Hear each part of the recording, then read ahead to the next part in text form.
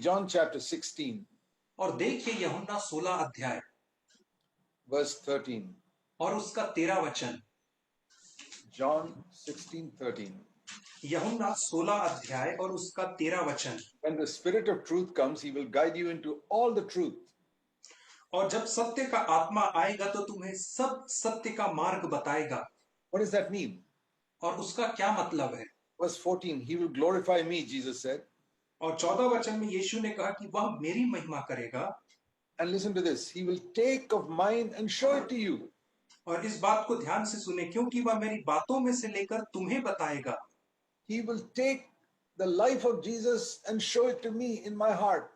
वह यीशु मसीह के जीवन को लेगा और उस जीवन को मेरे हृदय में दिखाएगा। He will show me the principles by which Jesus lived on this earth. और वह मुझे उन सिद्धांतों को दिखाएगा जिसके माध्यम से यीशु मसीह ने संसार में जीवन जिया। See, I have known the Lord now for 61 years. और आज मैं मसीह को जानते हुए मुझे 61 साल हो रहे हैं। And the Holy Spirit has shown me more and more and more of the life of Jesus. और पवित्र आत्मा ने मुझे यीशु मसीह के जीवन के बारे में और अधिक और अधिक और अधिक दिखाया है। How he obeyed the Father. किस रीति से उसने पिता की आज्ञा का पालन किया। How he always humbled himself and lived as a servant on the earth. कैसे उसने हमेशा अपने आप को नम्र किया और एक सेवक के नाते संसार में रहा। How he had no interest in making money. कैसे उसे पैसा बनाने में कोई दिलचस्पी नहीं थी। How he never preached even once for money. और कैसा उसने कभी भी एक बार पैसे के लिए भी प्रचार नहीं किया। And how he was so forgiving. और कैसे वो इतना क्षमा करने वाला था। How he cared for poor people, helpless people. और कैसा उसने गरीब लोगों के लिए, असहाय लोगों की परवाह और And चिंता किया। how he overcame sin. और कैसा वह पाप के ऊपर जयवंत हुआ। The Holy Spirit will show us Jesus. और जो पवित्र आत्मा है वह हमें प्रभु यीशु मसीह को दिखाएगा। That is how we must read the Bible. और इसी रीति से तो हमें बाइबल का अध्ययन करना है। And I want to show you another verse which tells us why we cannot understand the Bible. और मैं आपको एक और वचन दिखाना चाहूंगा जिसके कारण हम वचन को नहीं समझ पाते हैं, बाइबल को। Let me first of all mention about the Pharisees. सबसे पहले मैं आपको फरीसियों के बारे में व्याख्या दूंगा। In Israel, when Jesus came, the Pharisees had studied the Bible more than anybody else. Israel में जब प्रभु यीशु मसीह आया तो जो फरीसी लोग थे उन्होंने सबसे बढ़कर के बाइबल का अध्ययन किया था। But they did not know God. परंतु फिर भी वे परमेश्वर को नहीं जानते थे। Today there are thousands of Christians who study the Bible who don't know God, who don't know Jesus.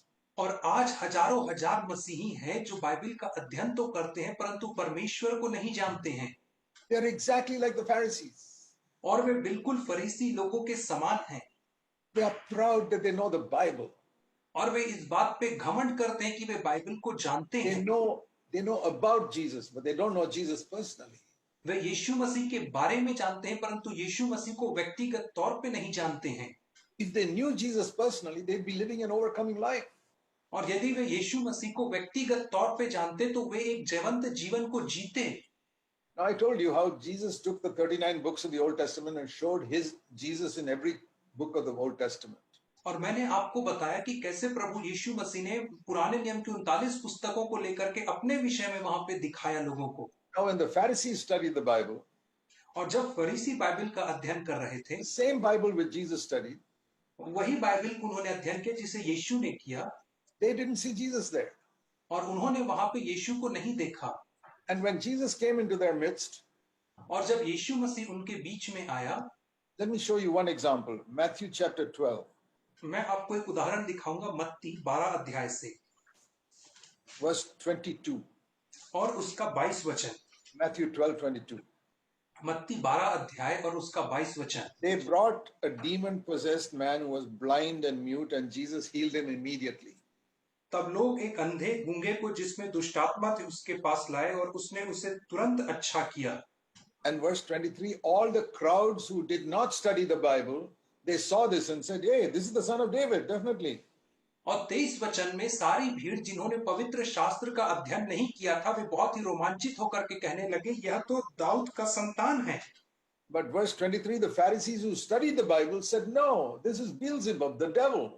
परंतु 24 वचन में फरीसियों ने यह सुनकर कहा, यह तो दुष्टात्माओं का सरदार बालजबूल है। And you imagine that they studied the 39 books of the Old Testament, and when Jesus came into the midst, they thought he was the devil. और क्या आप कल्पना कर पा रहे हैं कि उन फरीसियों ने जिन्होंने 39 पुस्तकों का अध्ययन किया पुराने नियम की, और यीशु मसीह जब आया तो उसे कहते हैं कि यह बालजबूल है, शैतान का सरदार है। The Beelzebul mentioned here is a ruler of demons, it says. और यहाँ पे बालजबूल जिसकी व्याख्या की गई है उसे कहते हैं दुष्टात्माओं का सरदार। I mean, there are non-Christians who read about Jesus and say he was a good man or he was a prophet.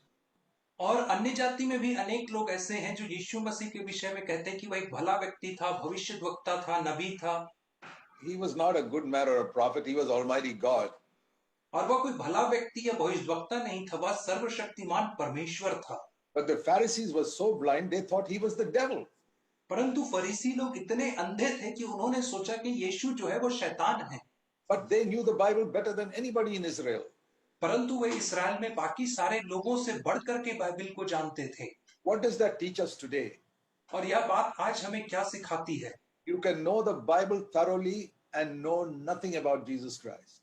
आप बाइबल को बहुत ही गंभीरता से जान सकते हैं, परंतु आप यीशु के विषय में फिर कुछ भी नहीं भी जान सकते हैं। All the people who have, godly people who have blessed me in my life are people who have never been to a Bible school. और वे सारे भक्तिमय लोग जिन्होंने मेरे जीवन को आशीषित किया है, ये ऐसे लोग थे जो कभी बाइबल स्कूल नहीं गए थे। I never went to a Bible school in my whole life. और मैंने भी अपने संपूर्ण जीवन में कोई भी बाइबल स्कूल नहीं गया हूं। When I got converted, जब मेरा नया जन्म हुआ, I said, Lord Jesus, you taught your early disciples through the Holy Spirit. 2000 years later, you can teach me also through the Holy Spirit. मैंने यीशु मसीह से कहा कि पवित्र आत्मा के माध्यम से आपने अपने प्रारंभिक शिष्यों को पवित्र शास्त्र सिखाया, तो आप 2000 साल बाद मुझे भी सिखा सकते हैं। Because the Holy Spirit is the same. क्योंकि पवित्र आत्मा वही है। And I tell you, the Holy Spirit has taught me amazing things from the Bible in these last 60 years.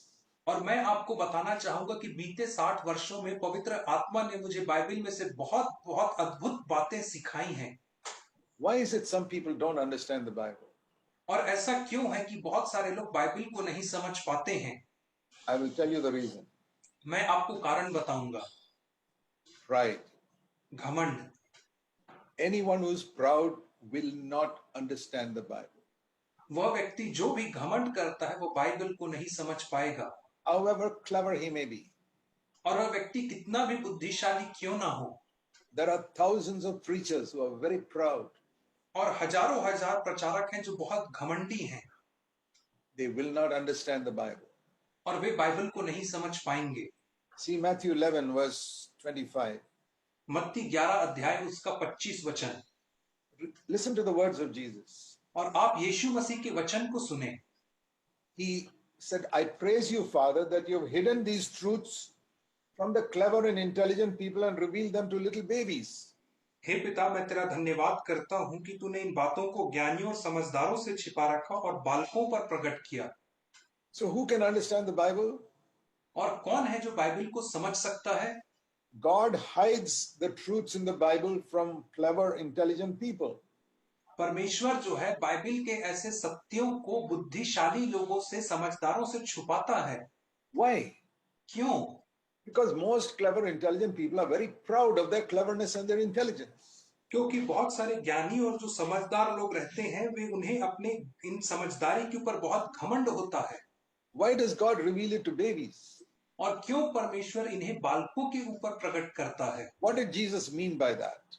और इससे यीशु मसीह का क्या तात्पर्य था ऐसा कहने से? He was saying that we must have the one quality of a baby if we want to understand the Bible. और वो ये कहना चाह रहा था कि हमारे पास बालक की एक विशेषता होनी चाहिए यदि हम बाइबल को समझना चाहते हैं तो।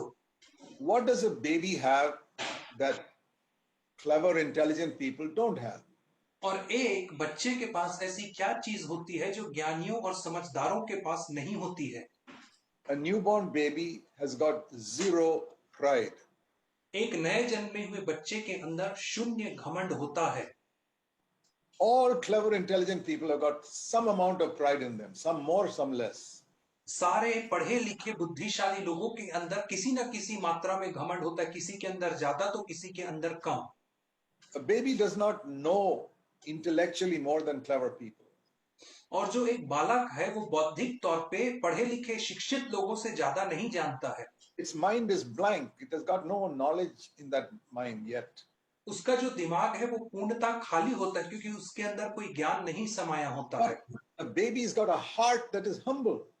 परंतु उस बालक के अंदर एक ऐसा हृदय होता है जो दीन और नम्र होता है। And this verse teaches us that God reveals his truths to the humble, who are those who are like babies. और यह वचन हमें सिखाता है कि परमेश्वर अपने सत्य को ऐसे लोगों के ऊपर उजागर करता है जो बालकों के समान नम्र होते हैं। Jesus once picked up a baby in Matthew chapter 18 and said, "You must be humble like this baby." और यीशु मसीह ने एक बार मत्ती 18 अध्याय में एक बालक को उठाया और कहा कि तुम्हें इस बालक के समान नम्र बनना है। That's the one quality of a child that Jesus said we can imitate. और यीशु ने कहा यही एकमात्र गुण है बालकों के अंदर जिसका हम अनुसरण कर सकते हैं। And God reveals his truths only to such people. और परमेश्वर अपने सत्य को ऐसे ही लोगों के सामने उजागर करता है। You know why? आपको पता है क्यों? Because God himself is like that. क्योंकि परमेश्वर स्वयं ऐसा ही है। See, Jesus said in Matthew 11:29, 4 और हम verses देख later, और मत्ती 11 के 29 में चार वचन के बाद यीशु ने क्या कहा? "Learn from me, for I am humble in my heart." मुझसे सीखो क्योंकि मैं मन में नम्र और दीन हूं। What did Jesus tell us to learn from him? और यीशु मसीह हमें क्या कह रहा है उससे सीखने के लिए? Not how to preach or how to heal the sick. यह नहीं कि कैसे प्रचार किया जाए या कैसे बीमारों को चंगा किया जाए। Many people want to learn how to preach and how to heal the sick. और बहुत सारे लोग सीखना चाहते हैं कि कैसे प्रचार किया जाए, कैसे बीमारों को चंगा किया जाए। There are people in churches who spend hours training their voice to sing better. और कलीसियाओं में ऐसे बहुत सारे लोग हैं जो घंटों अभ्यास करते हैं अपनी आवाज का ताकि बेहतर रीति से How to गीत गा preach सके better. और कैसे बेहतर तरीके से प्रचार कर सके। Forget all that. इन सारी चीजों को भूल जाइए। One thing Jesus said, "Learn from me how to be humble and gentle." और एक बात है जिसे यीशु ने कहा मुझसे सीखो कि कैसे दीन और नम्र बना जाए। That's the most important thing we have to learn. और यही तो सबसे महत्वपूर्ण बात है जो हमें सीखना है। And